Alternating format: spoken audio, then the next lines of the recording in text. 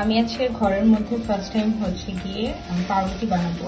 তো এটা আমার একটা এক্সপেরিমেন্টাল হবে, তো দেখা যাক কি হয়। তো এটার জন্য আমি অলরেডি হচ্ছে এখানে দুধের ভিতরে হচ্ছে পরিমাণ মতো ইস্ট আর চিনি দিয়ে গুলে নিয়েছি। দেখতেই পাচ্ছেন আমার ইস্টটা খুব ভালোভাবে ফুলে উঠেছে, দ্যাট মিনস এটা পারফেক্ট ইস্ট হয়ে গিয়েছে। এখন এটার মধ্যে আমি 2 কাপ পরিমাণ হচ্ছে ময়দা নিয়েছি এবং এটা হাফ চামচের মতো আমি লবণটা এটার সাথে এখন আমি ওভাবে করে মিশিয়ে দিচ্ছি। এখন আমি যেটা করব, এখন আমি আর করার আগে অবশ্যই হাতটা ভালো করে ধুয়ে নেবেন। আর এখন আমি যেটা করব, আস্তে আস্তে আমি আমার ইস্টটাকে এভাবে করে এটার সাথে দিয়ে দিয়ে গুলিয়ে নেব।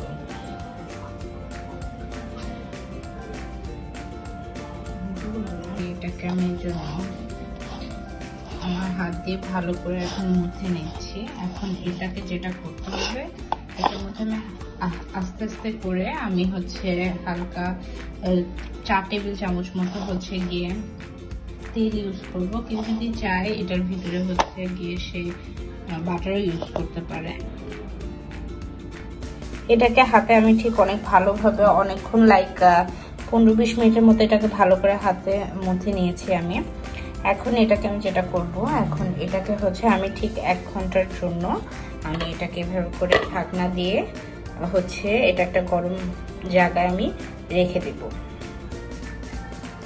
আমার যে মুথে রাখা যে ডোটা ছিল সেটা অলরেডি দেখা যাচ্ছে যে এটা হচ্ছে ফুলে এরকম একদম টুকটুম্বু হয়ে গেছে। এখন এটার মধ্যে যদি আমি এরকম হাত ঢোকাই, দেখা যাচ্ছে যে এটা খুব পারফেক্টলি হচ্ছে যেটাকে আমি দিয়েছি এটার সাথে সাথে হচ্ছে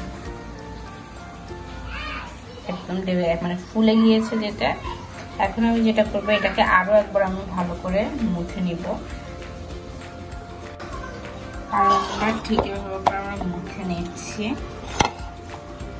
ভালো করে। এটার উপরে আমি একটু হালকা করছি, একটু এখানে আরো একটু ময়দা এরকম করে ছিটিয়ে নিচ্ছি এবং ভালো করে যত ভালো করে মুছে নিব তত ফুলে যাওয়ার ডোয়ের যে ভিতরে থাকা যে বাবলগুলো থাকবে এটা হচ্ছে গিয়ে একদম বাবলগুলো হচ্ছে একদম ফুলে যাবে। সো একদম স্মুথ হবে। যেহেতু এটাও আমার ফার্স্ট টাইম করা, দেখছি আমি যেভাবে করছি এই প্রসেসিংয়ে কতটুকু বেস্ট হয়।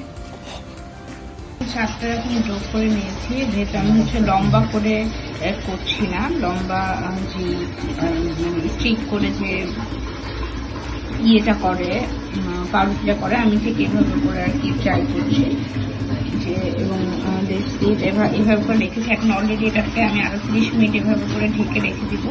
এরপরে হচ্ছে আমি এটা চুলায় বসাবো। আমি যেটা হচ্ছে দিয়েছিলাম, যেটা 30 মিনিটের জন্য আর কি রাখতে চেয়েছিলাম, এটা অলরেডি এভাবে ফুটে উঠেছে। আমি এটা কি করবো, এটার উপরে হালকা একটুখানি উপর দিয়ে আর একটু তেলটা দিয়ে দিচ্ছি।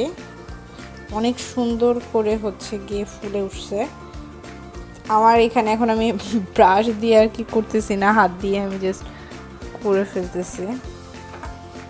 সো এখন আমি যেটা করব, এখন হচ্ছে আমি এটাকে এভাবে করে আটকে মৃদু আছে চুলার আঁচটা এখান থেকে আমি দিচ্ছি, সেটা হবে একদম মৃদু আছে, এটাকে আমি দিব। আর যেটা করব এখানে হচ্ছে এখন আমি একটা হচ্ছে